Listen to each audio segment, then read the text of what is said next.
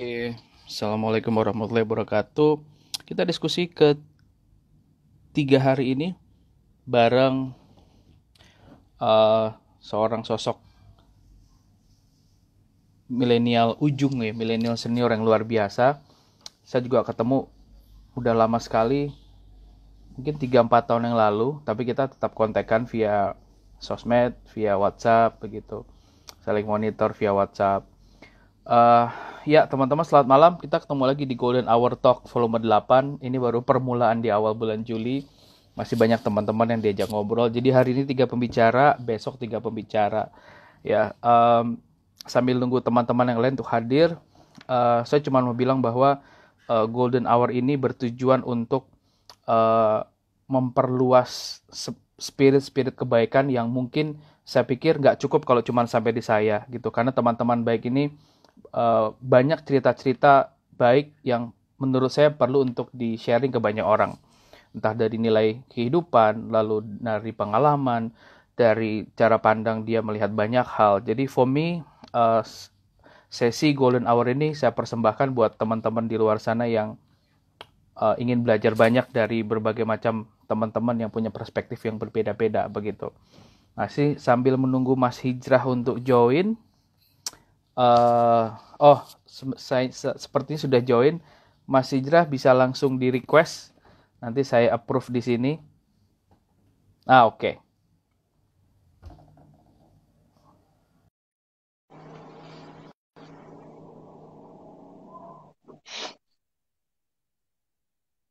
Masih menunggu.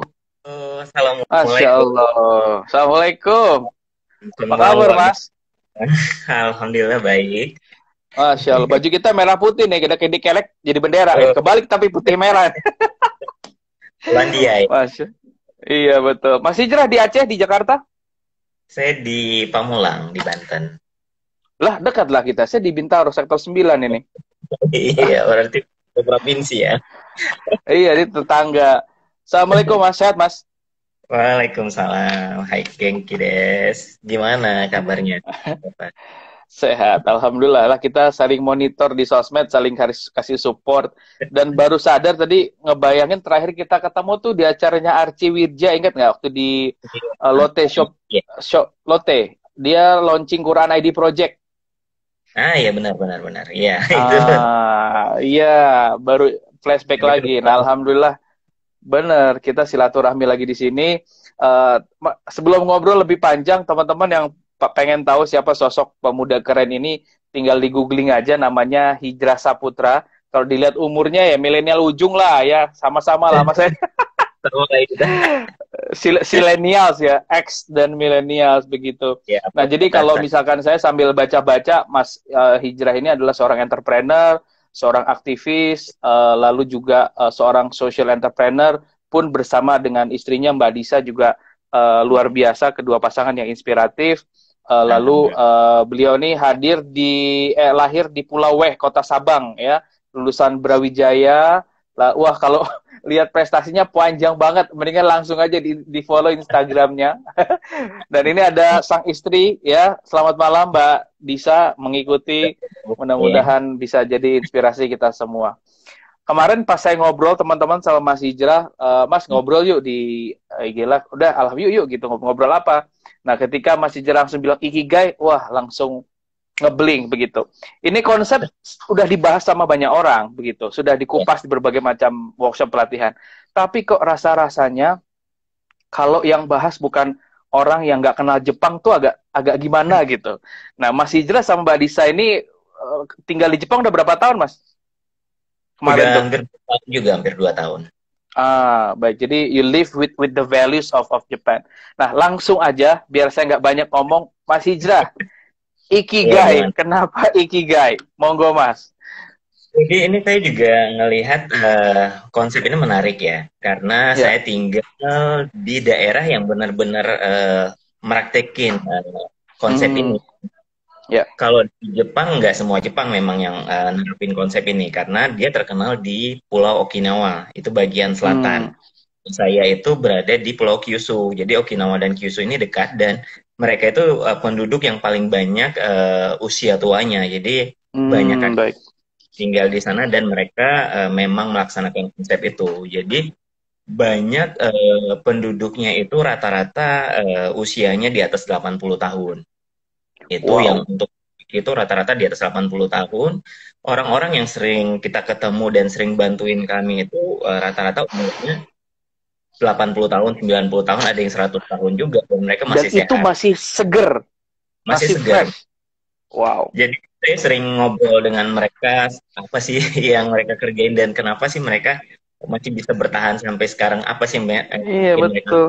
hidup itu, dan ternyata konsep itu yang dijalani gitu. Nah, jadi buat teman-teman nih yang belum tahu Ikigai, ya, Ikigai itu satu bentuk pencerahan kalau orang-orang udah overwhelmed dengan istilah passion, passion. Orang wah kalau itu harus passion, passion, passion gitu. Aduh, jadi kind of abstract ya. Ada yang bilang passion itu kalau di karir itu sweet spot gitu ya. Nah, lalu tiba-tiba hadir konsep ini dan tiba-tiba udah viral gitu. Tapi kadang-kadang masih banyak orang juga yang asal tahu aja, tidak menghidupi gitu ya. Beda ada orang yang memang dia tahu tapi dia tidak mencoba untuk mengimplementasikan values itu.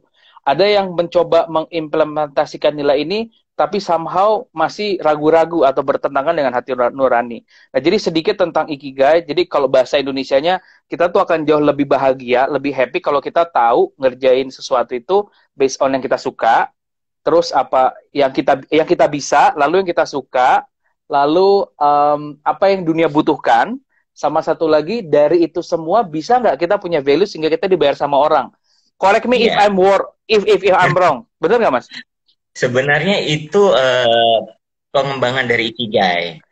Jadi Ikigai Ah, gimana caranya, dari kata-katanya sendiri Ikigai itu alasan untuk kita hidup bahagia.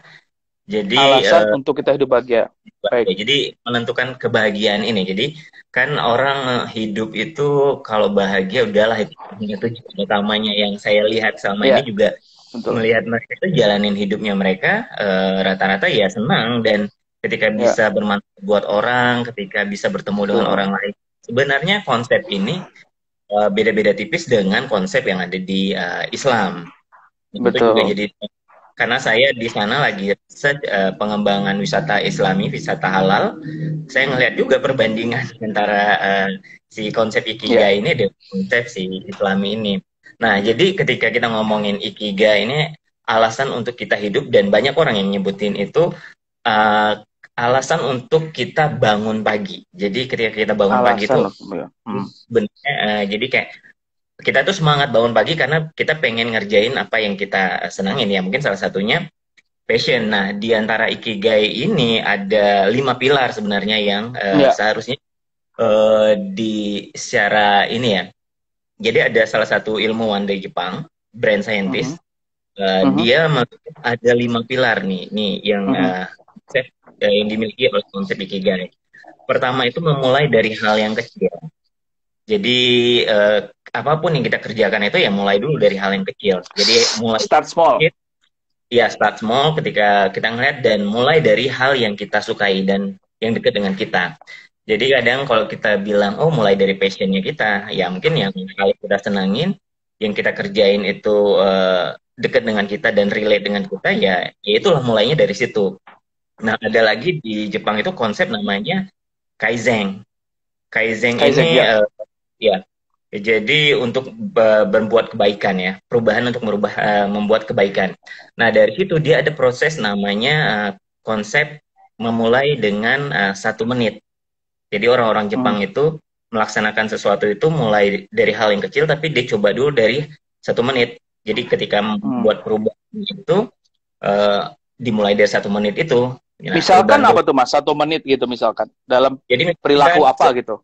belajar, misalnya kalau kita senang membaca sebenarnya, senang Mhm. membaca, tapi kadang ada waktu yang kita pikir ini worth it nggak sih untuk dikerjakan, dan Ya. ada nggak target yang kita pengen capai, dan apa sih kita kerjakan itu bisa menghasilkan kebahagiaan apa enggak.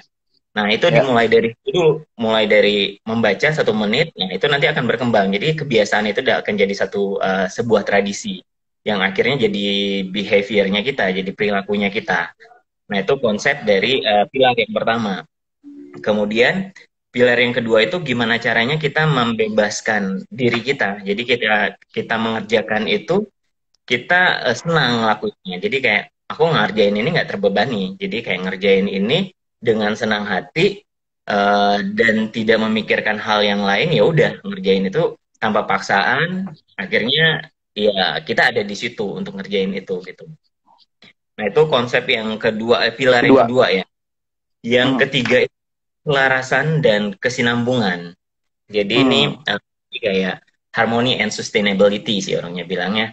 Jadi kalau kita ngerjain si Ikigai ini, ya mungkin kita dengan Mhm. senang hati mengerjakannya, tapi kita Mhm. juga harus timbangkan juga. Jangan sampai apa yang kita senang kerjain itu berdampak ke masalah lingkungan, Betul. ke orang lain. Jadi jangan sampai apa hal yang kita senang kerjain itu ternyata berefek yang jelek buat orang lain. Nah itu juga nggak bagus. Nah banyak Ya.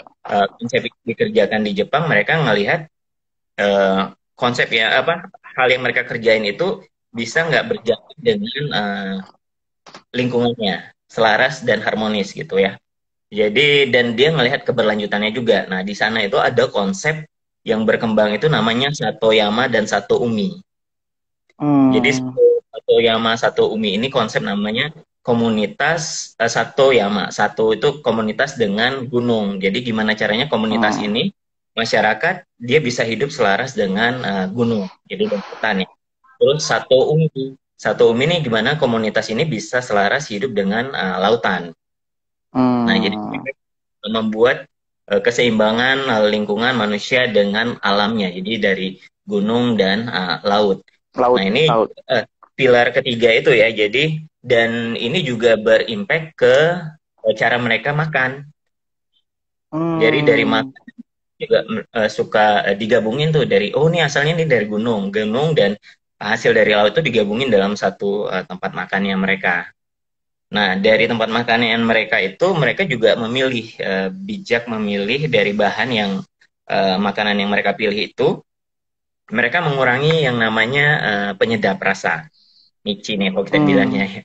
Oh, oke. Jadi tahu tuh kenapa anak mudik itu mulai pendek semua makan micin.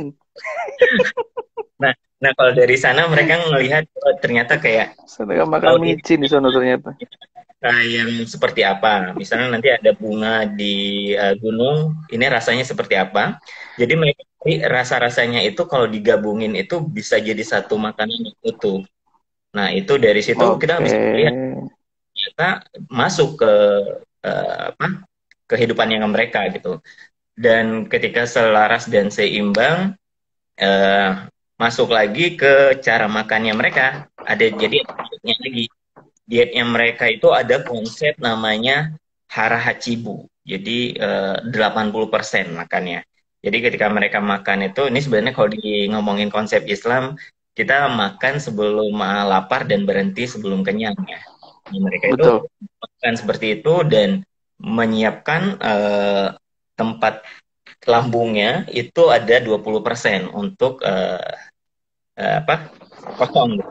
Mereka makanannya itu Hmm. dengan bagus, jadi pencernaannya bagus. Nah ini juga akhirnya impactnya ke eh, apa istirahatnya mereka, terus gaya kinerjanya mereka. Jadi impactnya ke situ dan kebahagiaannya mereka. Jadi mereka nggak gampang ngantuk, terus kerjanya jadi lebih efektif. Hmm. Ngarahnya ke situ. Jadi banyak sebenarnya. Jadi kayak, oh aku ngerjain ini ternyata dari komunitas selaras dengan lingkungan. Ternyata impactnya masuknya ke situ tuh pilar yang ketiga. Nah, yang pilar yang keempat ini kita ngomongin kegembiraan hal yang kecil. Jadi mereka itu selalu bersyukur dengan apapun gitu. Jadi walaupun mungkin ini hal-hal Grateful yang ya, bersyukur ya Mas ya. bersyukur. Jadi ngelihat Hmm. hal yang kecil itu mereka hargai. Setiap pun ada apapun progres itu mereka hargai. Itu connect juga nyambung dengan konsepnya namanya keisang.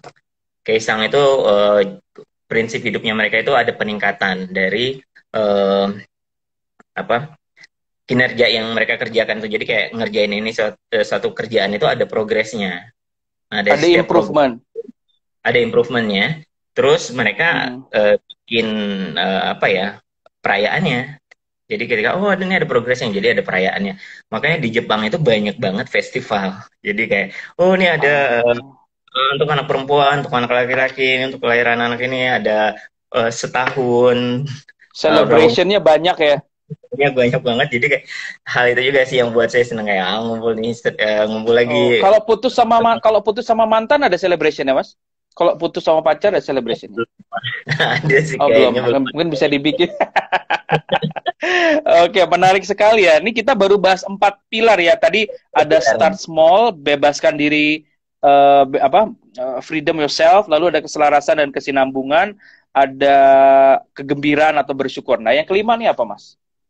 Yang kelima itu sebenarnya apa ya, khusyuk ya. Kita berada di situ dan ngerjain itu. Jadi kalau kita ngerjain Mindful. sesuatu, eh, Bisa nggak apa dibilang ya, mindful? khusyuk Fokus. ya. Fokus, saya fokus. Oh, fokus. Jadi Oh, kayak kita oke, ngerjain I know. itu ada di situ dan dalam waktu yang sekarang ya kita ngerjain itu kita fokus gitu. Ini juga saya ngelihat kayak orang-orang di sana yang saya temuin ketika ngerjain sesuatu. Saya sempat belajar membuat mochi di sana.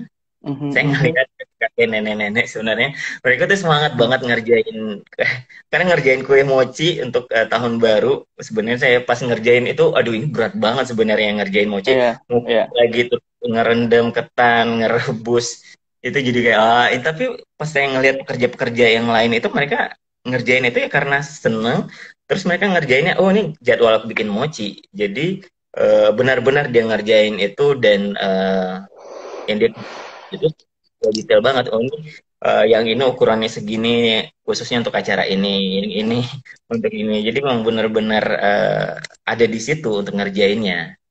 Nah itu mungkin Wow. pilar yang sebenarnya untuk melakukan ikigai secara konsep Jepangnya ya. Nah kalau yang tadi diomongin untuk diagramnya ikigai itu uh, Ya. lebih lanjut sih sebenarnya untuk pengembangan rata-rata sih ke arah bisnis ya. Tapi kalau untuk konsep Hmm. di dalam masyarakat mencari kebahagiaan ya 5 pilar itu.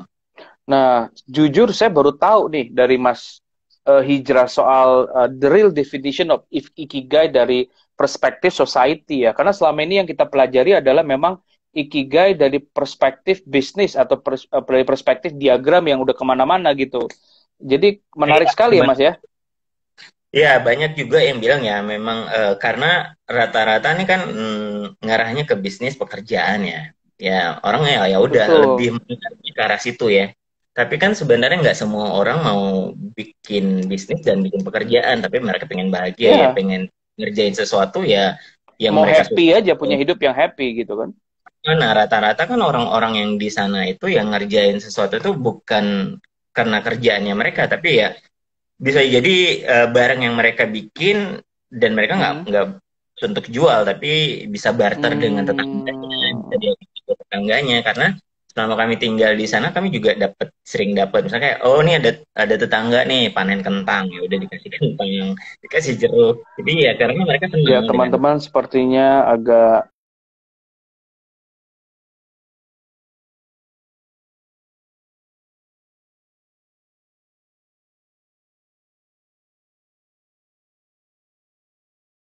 bisa mungkin bisa di-chat di kolom.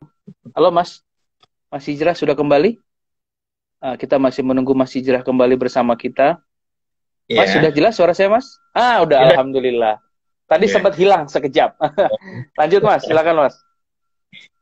Iya, jadi ya kalau kita ngomongin konsep yang dilaksanakan masyarakat di sana untuk mencari kebahagiaan dan eh, apa ya, mereka banyak berniat itu untuk umur panjang karena terinspirasi Hmm, dengan leluhurnya mereka. Nah, banyak baik. juga motivasi mereka itu ketika pengen umur panjang itu ya bisa silaturahim dengan orang lain dan bisa berbuat baik untuk banyak orang. Nah, For good things. Nah, ini yang menarik adalah ketika saya kemarin dapat informasi bahwa 2 juta pelaku UMKM di Jepang usianya di atas 70 tahun, Mas. Itu anak mudanya kemana, Mas, di Jepang, Mas? Pengen tahu nih, ini kita out of topic sebentar. Sebelum nanti sebenarnya kita balik ke topik sebenarnya. Kita bicara usia produktif nih, ya kan? hmm, perbandingannya gimana Mas saat ini di Jepang dan di Indonesia? Kalau ngomongin usia produktif dan usia yang tadi disampaikan, usia boomers atau kolonial di sana. Ini rata-rata perbandingan antara usia tua dan mudanya itu memang 50% sih udah tua ya. Nah ini Ya. aktifnya juga paling 30% sekarang, dan angka kelahiran di sana sudah mulai berkurang. Jadi Hmm. jadi permasalahannya cuma mereka itu kerjanya tinggi. Nah untuk tadi ada berita pernyataan kalau UMKM di sana lebih banyak dikerjakan oleh usia lanjut, bisa jadi. Cuma apa, orang-orang muda di sana itu kebanyakan memang kerja di corporate, di perusahaan-perusahaan besar. Jadi kan nggak mungkin masuk Ya. UMKM, karena istilah UMKM sendiri ya tergantung dari omsetnya sendiri. Nah, Ya. tradisi anak-anak mudanya itu banyak lari ke kota-kota besar seperti Tokyo, Kyoto, Hmm. Osaka. Nah, sedangkan yang di kota-kota kecil kayak di tempat saya itu termasuk kota kecil ya. Jadi ya tinggal orang-orang tua. Nah, mereka Ya. itu yang seneng ngerjain hal yang mereka seneng dengan bisnisnya mereka, tapi itu lanjut sustain gitu. Jadi Hmm. ada perusahaan-perusahaan, usaha-usaha sih, usaha-usaha itu yang udah ratusan tahun sih ininya. Jadi mereka lebih ngincernya ke situ. Jadi ada istilah cukup bagi mereka. Jadi ketika mengerjakan ini dia berlanjut dengan ekonomi yang cukup. Itu banyak yang mereka kerjakan di sana. Nah, konsep ini sebenarnya saya juga ngelihat banyak di Jogja ya. Jogja itu kan banyak kayak penjual gudeg itu udah Ya. tua, tapi ya mereka nggak ngembangin usahanya, tapi ya fokus ke usaha yang mereka kerjakan dan mereka senang hati, mulai dari pagi cuman buka sampai jam 12 siang udah cukup. Hmm. Yang penting Besok-besok kita pelanggan. minta anak-anak muda kalau ditanya, Pak, bikin konsep bisnis, bisnis apa? Lu buka gudeg aja di Jogja atau buka gudeg deket laut, dekat gunung, lu kaya atau enggak lu panjang umur gitu ya. Karena Sekarang banyak yang depresi hari gini ya Mas, ngejar karir, ngejar passion segala macam, tapi sebenarnya itu jalan buntu gitu. Ujung-ujungnya mereka stres juga. Ini menarik banget ya. Jadi, Mas, satu pertanyaan Mas, ini mungkin kita sebelum ngobrol lebih jauh dan teman-teman udah boleh boleh tanya ya. ya, Eh apakah bisa konsep ini kita implementasikan dalam artian kita juga bantu gaungkan ke junior-junior atau kita semua ya generasi muda lah gitu untuk mengimplementasikan nilai ini. Kalaupun iya, gimana? Kalaupun enggak, kenapa gitu? Karena bisa juga nggak mungkin gitu. Karena perbedaan culture dan lain-lain. Gimana Mas?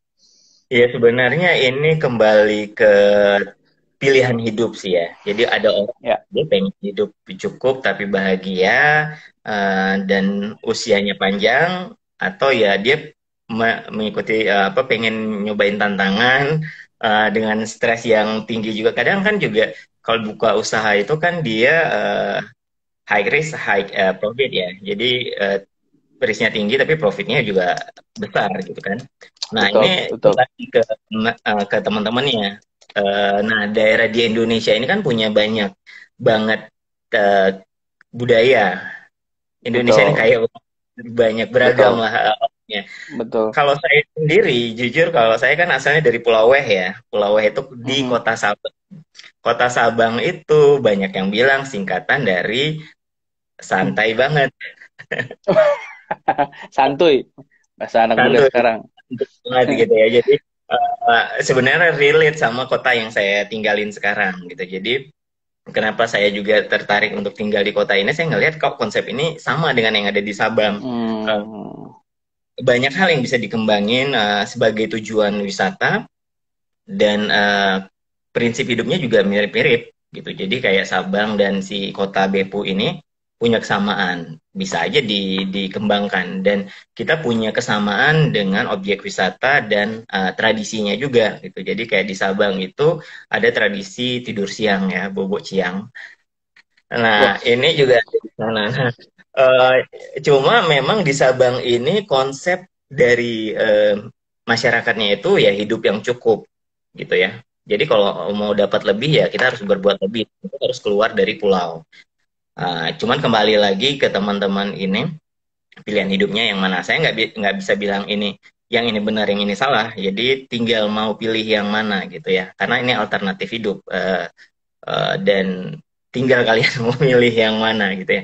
Nah, karena di kota saya ini, saya sedikit cerita, di kota saya namanya Kota Beppu di Provinsi Oita, di Prefektur Oita. Itu dia terkenal dengan kota neraka dunia. Wow. Jadi dia menyebutnya kota neraka dunia.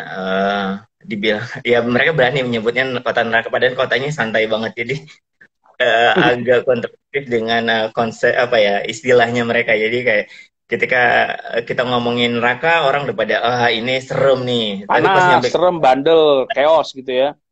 iya, pas nyampe di sana itu kita disambut dengan senyum, setan-setannya pada senyum, terus raja setannya pada senyum, terus kita diajak ke pemandian air panas, nyantai, terus disambut dengan makanan-makanan enak ala neraka gitu. Jadi kayak wah, iya, itu cara mereka buat kotanya mereka menarik, dan itu jadi tujuan wisata neraka terbesar di dunia.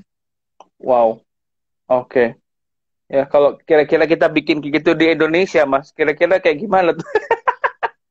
Sayang ya, ada beberapa tempat yang sebenarnya bisa dikembangin untuk konsep itu ya, tinggal Betul. keseriusan dari pemerintahnya dan masyarakatnya. Jadi kalau di sana itu ya itu konsep selaras dan berkesinambungan ya.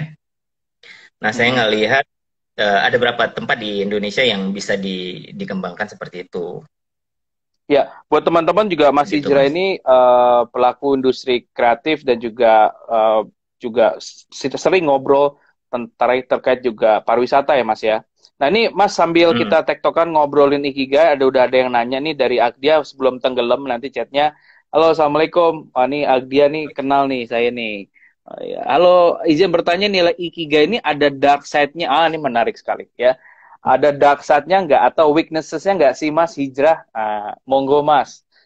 Ah, silahkan. Kalau rate-nya saya belum belum nemu ininya ya. Mungkin karena nggak tahu lah, kalau Bang Bang Taufan kita sesama duta wisata ya. Eh,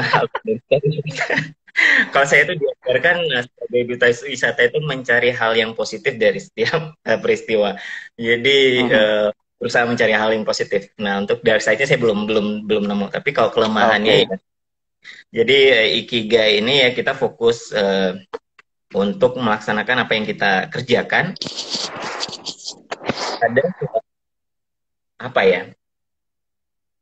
Oh, ini terkait gimana caranya berkesinambungan dengan orang-orang lain. Itu yang mungkin masih uh, kerja kerasnya dari kita, karena ego ego manusia ini kan tinggi ya, dan itu juga harus dibarengin dengan sistem yang bagus. Jadi kelemahannya di situ. Jadi ketika kita ngerjain sesuatu itu dan kita harus berhubungan dengan sistem yang nggak bagus, ya kadang akhirnya bentroknya di situ sih. Betul. Nah, Mas, ini menarik sekali ya. Ini sekarang kita benar-benar kupas tuntas Ikigai ini karena ketika Mas tadi menyampaikan 5 hal ini, sesuatu yang memang tidak banyak orang tahu kalau bicara Ikigai. Nah, jadi saya mungkin mau challenge teman-teman di ruangan ini atau di ruang diskusi pada malam hari ini, siapa kira-kira yang sudah benar-benar merasa sudah mengimplementasikan 5 basic values Ikigai. Saya ulangin ya. Nah, jadi mulainya itu dari kecil gitu, start small. Nah, lalu dari situ ngelakuinnya itu tidak ada beban, tidak ada judgement dari orang, ya. So free yourself dari berbagai macam hal-hal yang memang membuat kita tuh nggak maju. Nah, ketika sudah mulai itu menyelaraskan aktivitas tuh dengan yang namanya alam semesta ya. Konteksnya di sini tadi ada namanya Satoyama sama Sato Umi, gunung atau lautan ya. Intinya uh, konsep sustainability ya, dealing with environment ya, kita peduli terhadap lingkungan. Nah, itu sudah, nah, dan jangan lupa bersyukur. Orang-orang yang sering bersyukur, grateful. Nah, tadi diskusi sore saya sama Mbak Sarita juga bilang gitu. Kenapa warung abnormal bisnisnya dia jalan dan sukses? Konsepnya satu sedekah, kedua bersyukur. Begitu. Nah, Hmm. jadi konsep gratefulness kalau dipraktekin juga luar biasa, maha dahsyat gitu ya. Nah, tapi itu semua nggak akan jalan, teman-teman. Kata Mas Hijrah tadi, kalau kita semua nggak fokus atau disiplin. Nah, ini celaka 12. Teman-teman kita, generasi kita tuh, menurut saya, Mas, challenge itu Hmm. nomor 5, Mas. nggak fokus, dan nggak disiplin, Mas. Nah, mungkin somehow ya, saya ambil dari perspektif stereotype, bukan nggak semua, tapi kita bicara kenapa saya bilang tidak cenderung fokus dan tidak cenderung disiplin, karena kita dihadapkan dengan berbagai macam pilihan yang bikin kadang-kadang kita galau, entah itu karir, entah itu pilihan untuk berkarya, belum lagi kita banding-bandingin diri kita sama teman di sosmed, dan lain-lain, dan lain-lain. Nah, values apa, Mas, dari orang Jepang kalau kita bicara fokus dan disiplin? Kalau fokus dan disiplin, mereka menganggap itu bagian dari kehidupannya mereka ya. Jadi dari mereka kecil pun ketika masuk PAUD, TK itu mereka diajarin adab dan disiplin. Jadi ketika mengerjakan sesuatu itu sesuai dengan waktunya, jadwalnya gimana, terus kalian harus apa, terus harus berbuat baik sama orang lain.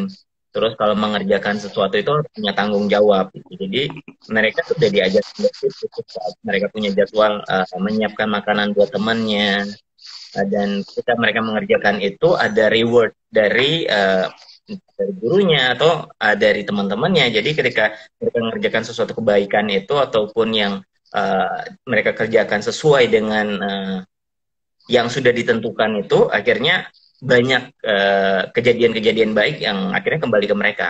Itu sih yang akhirnya memotivasi mereka untuk melakukan hal yang apa ya? Ya, masalah kedisiplinan juga kan. Jadi ketika mereka mengerjakan sesuatu itu sesuai dengan jadwal dan sesuai dengan peraturan yang ada, ya akhirnya kembali ke mereka sih lebih banyak dan lebih baik gitu. Nah, ini menarik. Kalau misalkan kita hidup di society yang memang values-nya sama, begitu. Sama-sama disiplin, sama-sama fokus. Nah, kalau kita kan di sini mau masuk kelas on time dikit, bro, nongkrong dulu lah kita. Rajin amat sih lo. Ya, orang-orang bermental kepiting. Nah, ini kan, the crab society. Nah, ini menurut saya, ya, musuh dari entah itu kaizen, ya, entah itu kita bicara ikigai malam ini, itu Mas, crab mentality, Mas. Kita tuh kadang-kadang mau jadi orang yang makin baik, makin benar lah gitu ya, dengan mempraktekkan values ini, ya yang keren ini, ikigai. Tapi somehow kita ada di lingkungan yang nggak mendukung, Mas Ijra. Nah, itu gimana tuh kira-kira tuh? Kalau saya secara pribadi ya kita ngelihat terus berbuat baik lah ya. Jadi yang saya perhatiin sendiri, saya juga ngelihat, ya mungkin ini cerita pengalaman pribadi ketika saya selesai kuliah. Monggo, silakan. Ya. Saya selesai kuliah, terus saya balik ke kota halaman saya, dan saya punya niat untuk membuat perubahan yang positif di Aceh gitu ya. Nah di Aceh sendiri betul. Ternyata sistemnya masih kacau banget. Nah saya lulusan perencanaan dan kota. Kalau kita sih bilangnya perencanaan wilayah kota itu sebagai seorang perencana tata ruang itu, kalau bekerja di sistem yang nggak baik, kaki kita itu sudah pasti satu di neraka, satunya lagi masih belum jelas. Jadi kayak oke, saya kira memutuskan ya udah saya nggak jadi sistemnya dulu gitu. Jadi menarik. Pengen buat perubahan positif di kota halaman saya. Nah, ya udah saya punya nih proposal hidup saya kerjain nih sih konsep yang namanya Yo Design ya. Karena saya pengen mengembangkan hospitality design. Nah, konsep ini saya masuk ke, ternyata di masyarakat juga masih belum diterima. Dibilang, wah kamu bukan orang Aceh, kamu orang aneh. Gitu. Cuman saya pikir beda tipis emang Aceh sama aneh ya. Luar biasa. Saya punya tujuan yang baik, insya Allah sih pasti ada hasil yang baik. Nah itu saya kerjakan. Udah fokus aja ngerjain itu. Ya itu yang saya bilang, mungkin konsep Ikigai itu sudah saya praktekkan di kehidupan saya ketika saya belum melihat konsep ini jalan di Jepang. Nah, ketika saya jalanin konsep itu, ternyata banyak hal yang baik yang terjadi di saya, dan banyak perubahan-perubahan itu terjadi di masyarakat di Aceh, yang saya ngelihat ada progres-progres positif yang akhirnya itu berasal dari contoh yang kita berikan. Gitu. Jadi ketika kita sudah melihat sistem ini, sistemnya nggak baik, apakah kita harus menyerah untuk mengikuti sistem itu, atau kita membuat perubahan dalam sistem itu? Nah, kalau saya pribadi, saya ngelihat, oh ini saya harus masuk ke dalam situ dan buat perubahan untuk lebih baik. Dan untuk buat perubahan lebih baik itu ya kita mungkin nggak bisa memaksa orang untuk berubah, tapi gimana caranya kita mulai merubah diri kita sendiri, dan kita ngasih contoh ke mereka, dan ternyata bagus hasilnya dan alhamdulillah itu banyak anak-anak muda di Aceh yang akhirnya ikut ambil andil untuk bikin. Kita dulu sempat bikin ini juga, organisasi anak-anak muda. Sebenarnya terinspirasi Mhm. dari Bang Topan juga sih, dengan rumah Oh, nggak milenial. kebalik, orang kita mulainya belakangan, bisa bahaya nih abang nih. Nah, saya pikir waktu tahun itu saya baca juga buku karya Bang Topan, dan itu juga memotivasi anak-anak di sana. Itu Itu Proud and Rise, Mas. 2012. Jadi sempat baca dulu, Mas. Iya, saya sempat baca. Waduh. eh Terus sama teman-teman kami akhir 2012 kami membuat organisasi The Leader namanya. Itu dengan Leader ya. konsep, ya The Leader, konsep kita pengen buat Aceh lebih asik sih. Dan kami ngumpulin semua anak-anak Aceh yang dianggap aneh dengan Jadi dia kepana. berbagai macam organisasi. Jadi kita ngambil kayak ini organisasi ini mewakili ini. Jadi berbagai macam background kita ngumpul bareng, kita buat konsepnya itu ala-ala Power Ranger, karena kita pengen membuat inilah superhero-nya Aceh dan menghadapi monster yang Ya. kebiasaan jelek di sana, yang itu kita mulai ubah Ya. masing. Nah, konsep Power Ranger ini kita punya warna masing-masing dan punya kekuatan masing-masing untuk buat perubahan Wow. positif. Nah, kayak Oke. saya di sana Red Leader, Oh, ada leader warna. warnanya, Mas ya. Ya, Merah ya. karena konsep Ranger. That's why you Dan wear red color ya, tonight. Oh, I know. I know why. Oh, kalau saya ini kalau di Power Ranger tuh ini dulu apa Ranger putih apa gold dulu ya. Tapi Ranger nggak ada yang buncit kayak saya sih, Mas. Perutnya rata semua ya. bosnya Ranger, Mas. Oh, Jordan. lanjut. Si Jordan. Jadi ya kita buat konsep itu karena pengennya anak muda kita buat perubahan, buat organisasi yang nggak kaku tapi bisa masuk ke anak muda. Kita buat yang menyenangkan. Kita buat main-main tapi organisasinya nggak main-main gitu ya. Jadi, nah karena saya senang dengan warna merah dan warna merah ini melambangkan keberanian dan perubahan positif, jadi kita coba jalanin. Dan kami juga mengangkat konsepsi Pak Soekarno ya, beri kami 10 Masya pemuda Allah. dan Waduh. dunia. Kita mulai dari 10 orang itu dengan warna masing-masing. Nah, mulai dari situ konsepnya jalan terus. Mhm. Dan ternyata kan mulai banyak muncul organisasi-organisasi anak-anak muda Saya sepakat sekali. berkembang. Nah, itu yang kita ngelihat, ya ternyata dari mulai hal yang kita kerjakan positif, Ya, sepertinya sedikit. Oke. Oke. mungkin prosesnya nggak cepat ya. Ada Betul, waktu betul. harus lalui gitu. Betul, baik, saya sepakat banget Mas. Ini juga mungkin ya insya Allah video ini didengar tidak hanya yang live pada malam hari ini, tapi ya mudah-mudahan bisa didengar nanti sama banyak orang.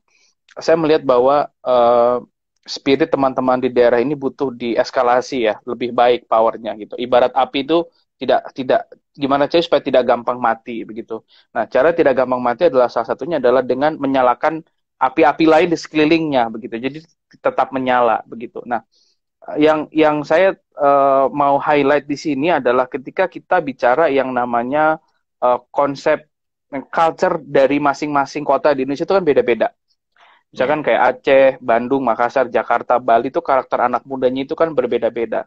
Nah, jadi menurut saya adalah ketika ada anak muda di daerah kota mana gitu ya, ngeluh gitu komplain, Bang Tovan di daerahku tuh nggak ada yang kayak misalkan sosok X anak muda yang disebut lah gitu ya, nggak ada yang kayak gini kayak gitu segala macam.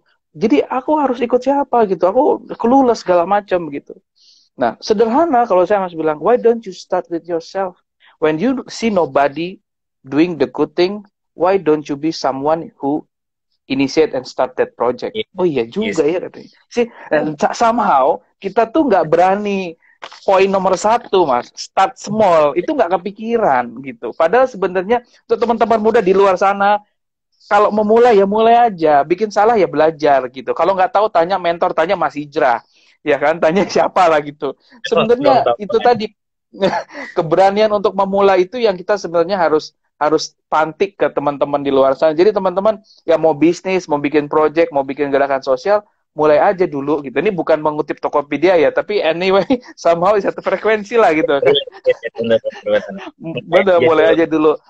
Bener. Oke, ada Mbak Disa bisa aja ngefans, kebalikan nih, saya yang ngefans nih. Apa couple-nya luar biasa. Oke, teman-teman, ada yang bertanya, yuk sekalian kenalan. Kita bicara tentang Ikigai. Ikigai itu adalah satu konsep nilai hidup yang memang dijalankan oleh masyarakat Jepang sudah lama sekali dan hingga saat ini. Dan ini adalah ternyata resep kenapa orang Jepang itu bisa hidup lebih panjang dan feel the more happiness than the others begitu. Nah, kalau tadi kata Mas Hijrah, yang pertama adalah when someone starts small, lalu diikutin oleh set your mind free atau tidak ada beban, bebaskan diri kita gitu ya. Ketiga, jangan lupa relate sama alam semesta, keselarasan dan kesinambungan. Kalau di Islam tuh habluminallah, habluminanas harus jalan begitu. Habluminanas itu kan nggak cuma sama manusia, tapi sama alam semesta begitu. Nah, yang keempat adalah jangan lupa bahagia, bro. Have fun lah, ya kan? Don't forget to happy ya, happy. Nah, kalau nggak punya duit happy, ditinggal pacar happy gitu. Kenapa? Karena ada yang lebih baik. Jadi buat lo yang jomblowati, jombloan gitu ya, gak usah khawatir. Tuhan menyiapkan yang lebih baik. Gue buktinya berkali-kali gitu ya, perjalanan panjang ngeluh, ngutuk gitu. Ternyata Allah kasih yang terbaik. Nah, alhamdulillah, jadi curhat tuh gue. Nah, yang kelima itu tadi katanya fokus sama disiplin. Nah, ini udah ada yang nanya nih, seru. Oke, ada yang nanya dari Mas Romdani 04. Kalau Ikigai yang disebutkan Mas Hijrah, ini menarik. Diterapkan di dunia mengajar itu gimana ya, Mas? Secara pengajar itu minta ngajar banyak banget materinya, dia curhat dah. Silakan Mas, silakan dijawab. Ya, mungkin kalau dunia mengajar saya masih harus berguru dengan Bang Taufan ya. Tapi kalau saya ngelihat, saya juga sering sharing dengan komunitas di sana karena saya punya supervisor, dia fokus pengembangan community based development dan fokus ke pariwisata. Ya, jadi saya ajarin anak-anak SMA di sana ya tentang pariwisata.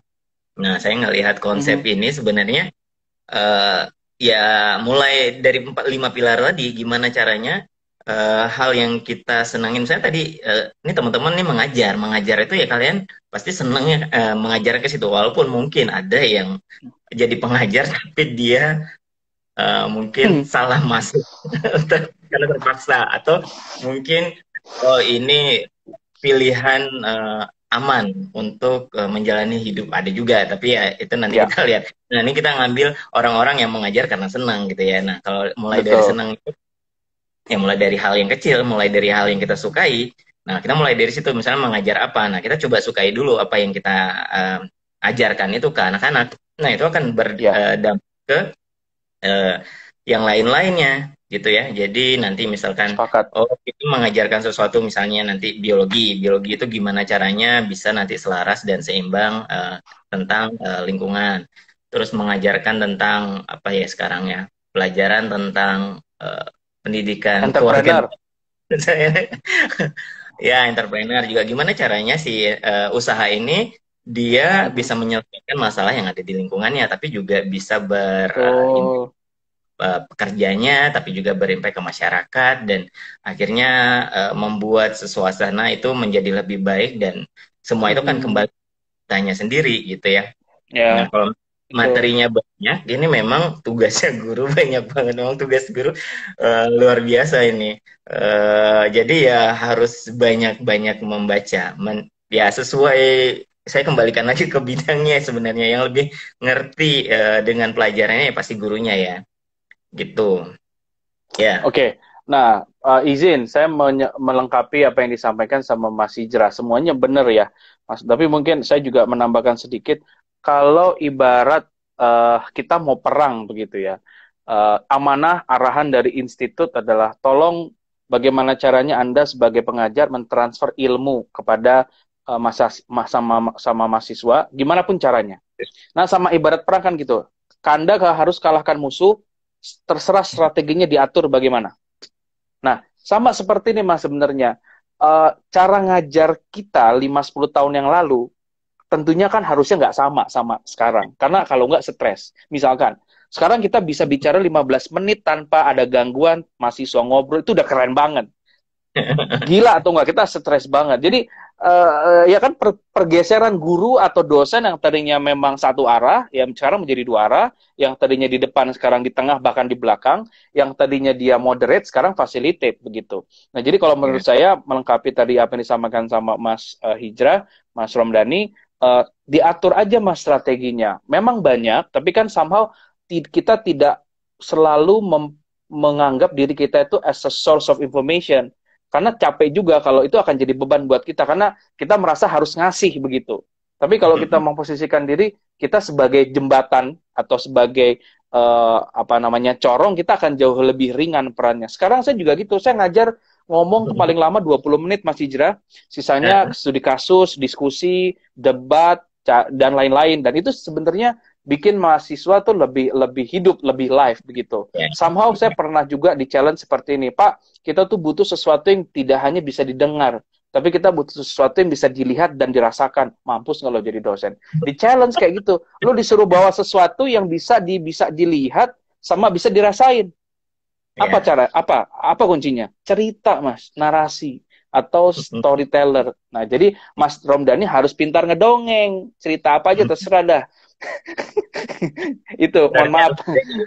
Yang dilengkapin untuk mengajarnya lebih ini ya, lebih menyenangkan. Ya, betul. Mantap. Ini Mas Hijrah lagi ambil S3 ya Mas ya sekarang ya? Lagi ambil doktoral ya? Ini lagi master ya Mas. Saya menemani istri yang S3. Masya Allah, Mbak Disa. Cayo, Cayo bahasa Cina ya, nggak boleh berantem. Kalau bahasa Jepang apa kalau semangat? Ganbate. Oh, ganbate.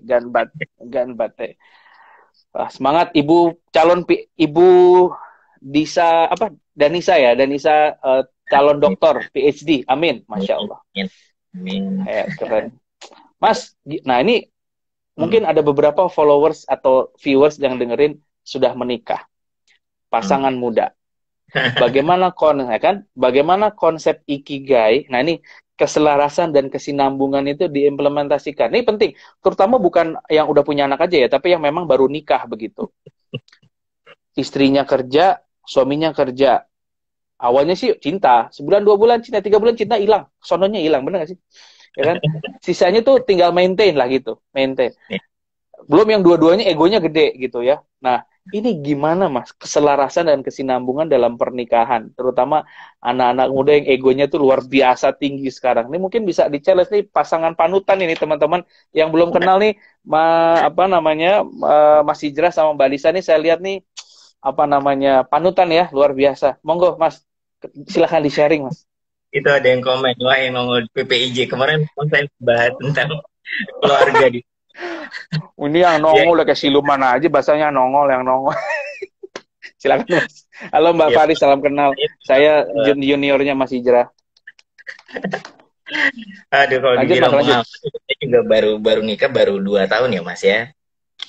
Jadi saya nikah, terus ini semua banyak yang bilang hidup saya itu ketika nikah dengan Disa Ada Nisa itu kayak Shinkansen, kayak kereta cepat gitu ya. Jadi saya nikah 2 bulan, bikin program bareng sama dianya untuk program Plasindo itu yang saya belajar gimana caranya ikut membantu pengembangan usaha untuk pemberdayaan teman-teman tuli Tunarungu di Fingertalk. Akhirnya buat keren. Fingertalk ya.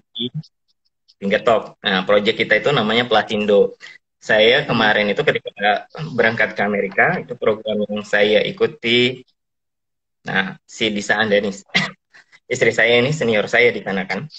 Nah, saya punya proyek ini. Ketika pulang, saya ngelihat kok kayaknya seru nih dengan alumni program yang sama. Nah, ketika saya lihat itu, Mas minum dulu Mas, minum dulu Mas, udah corona kan ya Mas ya. Bengek lagi, minum dulu Mas. Wah Mbak Disanya mana nih, kasih minum Mbak. Aman. Sudah. Oke. Nah jadi ketika saya mau buat project itu, nah saya ngelihat ada orang yang punya visi yang sama. Nah ketika saya pengen ngerjain project ini, nah Fingertalk ketemu. Nah saya ngelihat beliaunya juga masih single. Oh, aduh, Masya Allah. Projectnya ini jalan, saya bilang, Ini kalau kita jalanin project ini berdua, takut ada fitnah, akhirnya saya nikah. Nah, ketika kita nikah, Oh, kita bisa ngerjain begitu project. ya. Nah, Jadi nikah ketika karena saya mau, project, bukan karena cinta ya. Nikah karena eh project, bukan karena cinta. Cintanya belakangan. saya belakangan. Masya Allah. Nggak, tapi saya ngelihat ketika kita memutuskan untuk nikah itu kan karena ada kesamaan. Kesamaan itu Ya. sekufu ya, dalam Islam ya. Nah, ketika kita Hmm, sekufu ini, tapi belum tentu orang yang sekufu ini punya banyak kesamaan aja, kesamaan. tapi juga Kesamaan. perbedaan. Cuman gimana Hmm, caranya biar relasi seimbang dan berkesinambungan, itu ya kita harus mengimbangin antara hmm. si hal-hal yang sama ini dan menutupi hal-hal yang berbeda. Nah, muncul nih Loh, tuh orang. orangnya muncul di belakang, diomongin, panas dia. Dia soalnya Ayo, kenapa? ingin ya. Iya. Iya, lagi ngomongin. Semangat, lanjut. Wah, ini bila ada kesempatan, bolehkah bisa ikutan bagaimana visi dan misi menyatukan dua idealisme? Mak Nyos, nah, jawab no. Mas, gimana tuh? Ya, jadi sama kembali lagi ketika kita mengerjakan sesuatu dan punya pengen ada perubahan positif di lingkungan kita. Nah, itu kan kembali lagi ke bisnis juga ya. Saya bilang tadi, Ya. ketika ada masalah kita mau buat bisnis dan bisa menyelesaikan masalah yang ada di sana, kerjakan itu. Nah, ini muncul, saya ngelihat, oh ada permasalahan di teman-teman komunitas tuli. Saya bilang saya punya ide nih untuk bikin produk kreatif dan kerjakan bareng mereka. Kemudian saya jalanin, menikah, ya sambil jalan kita banyak kesamaan tapi juga banyak perbedaan yang saya rasakan. Dan kami nggak punya waktu untuk pacaran sebelum nikah ya, jadi ketika kenal ta'aruf lah ya, bisa bilang ta'aruf ya. Kalau dibilang taruh nggak taruh juga sih ya, jadi kayak kita kenal dan oke, ini ada project jalan, kita mutusin buat nikah. Terus ketika mau mutusin buat nikah, istri saya bilang, Bang, ayo kita lanjut kuliah lagi di Jepang. Jadi oke, sambil mau persiapan nikah, kami persiapan buat apply beasiswa ke Jepang. Dan sambil jalan kita ngerjain project itu, alhamdulillah juga dapat pendanaan dari New Zealand Embassy. Nah, dari selang 1 minggu kita dapat berita lulus beasiswa ke Jepang. Wow. Nah, dari itu saya bilang ini project belum selesai jalan, kami harus lanjut kuliah di negeri orang yang saya belum pernah pergi, harus bersama istri. Yang ya jadi pengalaman hidup, pacaran, mengenal lebih dalam dengan istri, dengan kesamaan dan perbedaan itu ya, di situ ya kita benar-benar belajar banget bareng. Nah, dari situ saya kuliah terus mengenal lingkungan di kampus gimana, mengenal istri gimana, ternyata istri hamil dan melahirkan. Bisa begitu, ternyata emang siapa yang ngerjain? Kan kita. Kok ternyata jadi bercanda. Jadi lahir di sana ya, dengan pengalaman seperti itu mulai banyak banget ya seperti Bang Taufan bilang, mulai muncul kondisi setelah nikah seperti apa, pacaran setelah nikah drama. Kuliah gimana, terus punya anak di sana dengan lingkungan yang berbeda, dengan berbagai macam bahasa, berbagai macam orang. Betul. Itu akhirnya pas saya ngelihat konsep ini di sana, konsep si Ikigai, dan saya ngelihat orang-orang Jepang di sana, bagaimana cara mereka ya selain menjalankan hidup, mereka juga memperlihatkan gimana caranya mereka memperlakukan suami atau memperlakukan istrinya. Nah, di sana itu ya mereka berusaha dengan porsi mereka masing-masing mencoba menjembatanin antara perbedaan-perbedaan ini. Jadi mereka berusaha mencari mendepankan hal-hal yang sama sih. Jadi lebih banyak mencari hal-hal yang kesamaannya daripada memperbesar perbedaannya ini. Walaupun kadang memang terjadilah konfliknya, pastilah. Nah, kalau suami istri pasti ada lah perbedaan-perbedaan. Udah pasti drama. Sendiri pernah ada satu kasus yang saya kan memang sekarang lebih banyak di kegiatan sosial, terus istri juga kegiatan sosial. Ada satu kasus ketika saya dari mana ya saat itu saya lupa. Jadi saya mau bawa koper, saya bilang saya mau bawa koper istri. Ternyata istri juga kayak udah jangan, koper ini saya yang bawa, saya bawain koper abang juga gitu. Jadi kayak kita sama-sama mau bantuin. Gara itu sama-sama mau bantu, akhirnya sama-sama kayak enggak, aku biar aku yang bantuin, sini aku yang bantuin. Jadi akhirnya kita berantem gara-gara membantu sama satu sama lain. Jadi Oh hal yang gitu, lucu juga ya ketika orang lain, lu aja ngejar, enggak lu aja gitu. Ini gara-gara saya mau bantuin ya. Kan bener iya kan, jadi luar biasa pasangan ini. Jangan baper ya teman-teman yang dengerin. Mas, ini saya baru lihat durasi, kaget ya, kadang-kadang kalau IG tuh kadang-kadang bablas gitu. Kita tinggal efektifnya 4 menit lagi. Duh, sayang banget ya, padahal masih banyak yang mau diobrolin. Mas, mungkin 4 menit yang berharga ini saya biarkan Mas Hijrah ngomong aja, saya nggak akan intervensi.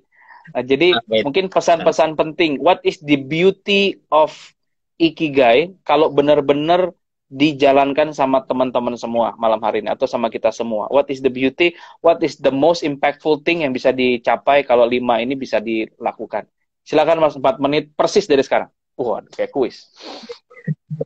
Kayak kuis gitu ya ketika di kata. Oke, jadi kalau konsep ikigai ini dijalankan ketika kita mengenal diri kita pribadi seperti apa, mengenal potensi yang kita punya seperti apa, dan ketika kita mengerjakan itu dengan sepenuh hati dan bisa menyelaraskan dengan lingkungan kita, itu akan jadi sesuatu hal yang indah gitu ya. Ya. Jadi ketika kita menunjukkan, misalnya kalau saya dengan konsep ya tadi kayak Bang Taufan bilang, kita punya cahaya masing-masing yang kita bisa nyalakan dan bisa bermanfaat buat orang lain. Dan konsep ini yang sebenarnya inti dari Ikigai itu ya ketika kita bisa berdamai dengan diri kita sendiri, kita bisa bahagia dengan diri kita sendiri, itu akan menyebar ke orang-orang lain.